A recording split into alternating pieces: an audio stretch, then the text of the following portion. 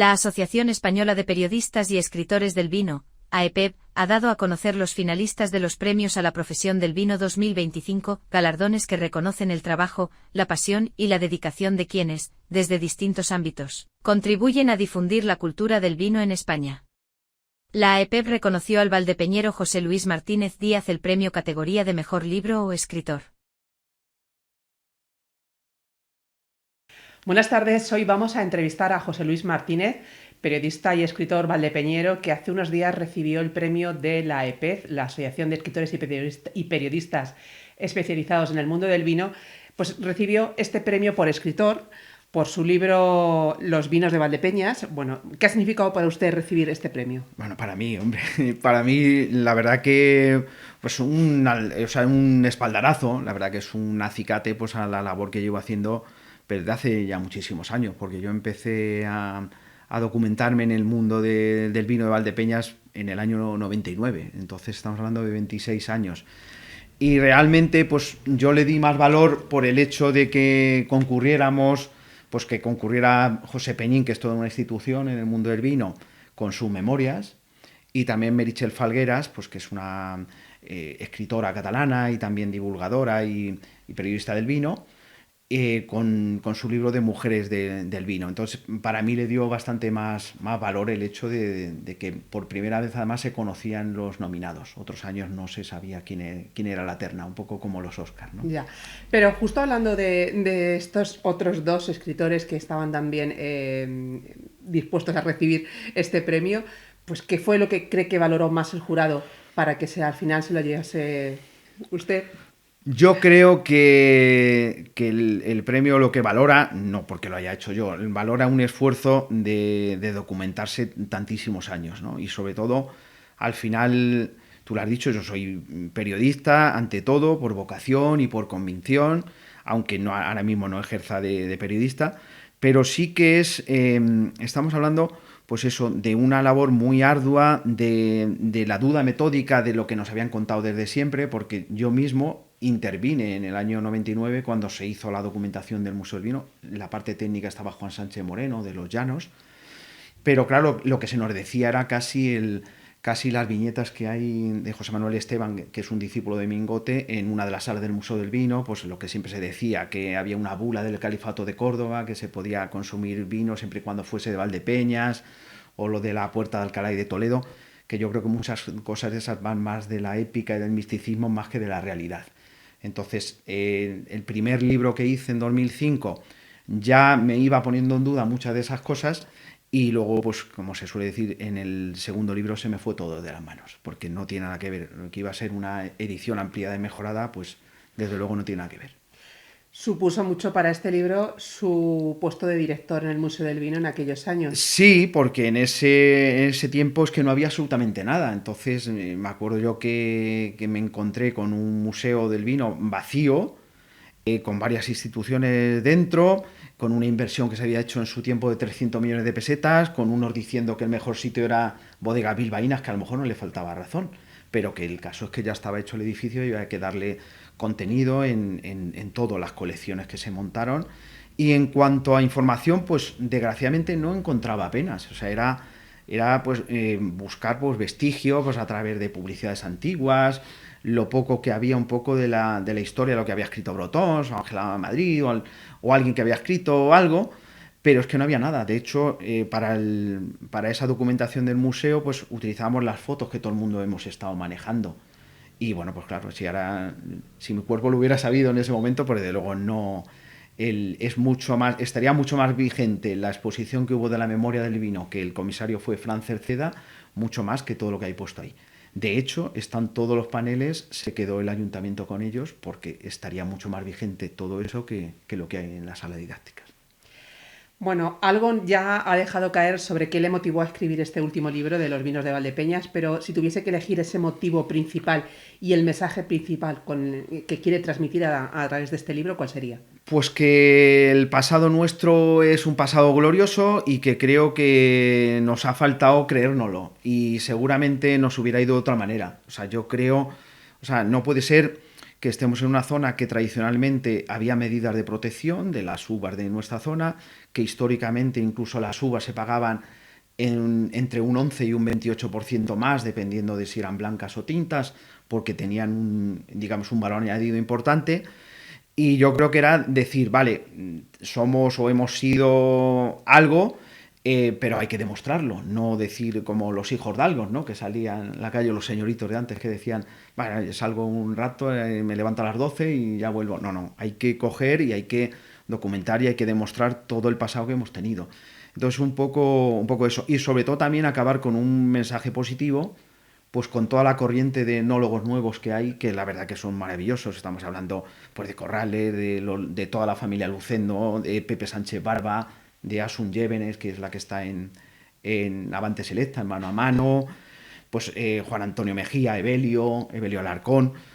Digamos que acabar con un mensaje de decir, vale, el marco temporal del libro, estamos hablando de los restos de pepita de uva del Cerro de las Cabezas, pero es que acaba antes de ayer, como el que dice. Vale. En este proceso de documentación para escribir el libro juega un papel importante el Museo del Vino, pero ¿qué otras fuentes han sido muy importantes en este proceso de investigación? Afortunadamente, pues hay muchos, por ejemplo, hay un libro que era muy importante, que es la memoria de la exposición vinícola de 1877 de Madrid, que curiosamente Valdepeñas tenía más de la mitad de los stands. Había 147 bodegas de Valdepeñas en 1877. Entonces ahí en ese libro, pues es curioso porque venían algunas direcciones. De hecho, una de las cosas que más me costó investigar fue el pasado de la familia Van Sais, que eran unos franceses, padre e hijo, se vinieron desde Burdeos a Valdepeñas, yo creo que huyendo de la filosera que vino unas décadas antes, lo sufrieron en Francia. Entonces, gracias a ese libro, pues digamos a la inscripción de los stand, pues se pudo saber que la bodega de Avansais estaba justo pues al lado de la bodega de Agapito, en lo que era el bloque de Rumoroso, y que anteriormente de Manuel Madrid Penot, pues era de Avansais, porque además no hay duda, hacia el otro lado de la calle no hubo nunca bodegas y tuvo que ser en ese enclave. Entonces, pues hay muchísima información que estaba digitalizada, algo que también pude yo beneficiarme sobre todo de las dos rotondas. Yo siempre digo que fue una casualidad que al construir dos rotondas pues emergieran un Vicus y la bodega romana del Peral. Entonces eso fue en el año 2020 y fue muy importante para cambiar, porque podemos atestiguar al menos desde el siglo I un pasado vitivinícola.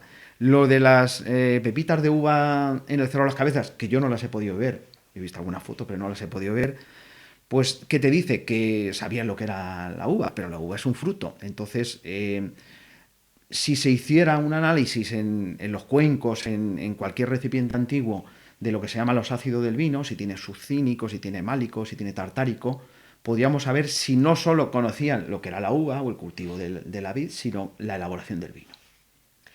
¿Qué importancia tiene para usted que este trabajo sirva un poco para reivindicar a la denominación de origen Valdepeñas?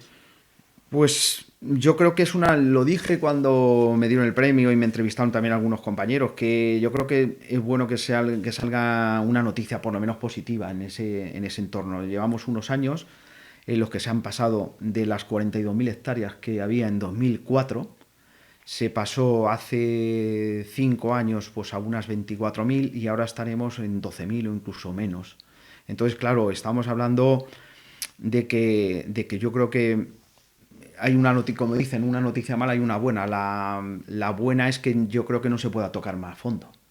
Entonces tendría que hacerse algo para que los agricultores y los viticultores, principalmente en este caso los agricultores, vieran pues un rendimiento económico para que mantuvieran sus plantaciones.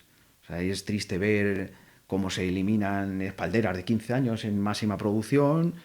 Y bueno, y por contra, pues te encuentras con proyectos como el de Corrales, que está haciendo su propia bodega, o el Lince, el dominio del Lince, que también está haciendo otra bodega, pues que esos sí pueden ver ese valor añadido y pueden ver la posibilidad de elaborar vinos como los de Casa de la Nava, pues como un poco pues con todo lo que se está haciendo y un poco ayudando pues a otras, a las bodegas grandes que no necesitan ayuda porque tienen ya una fama muy grande, pero bueno, para ayudar todas.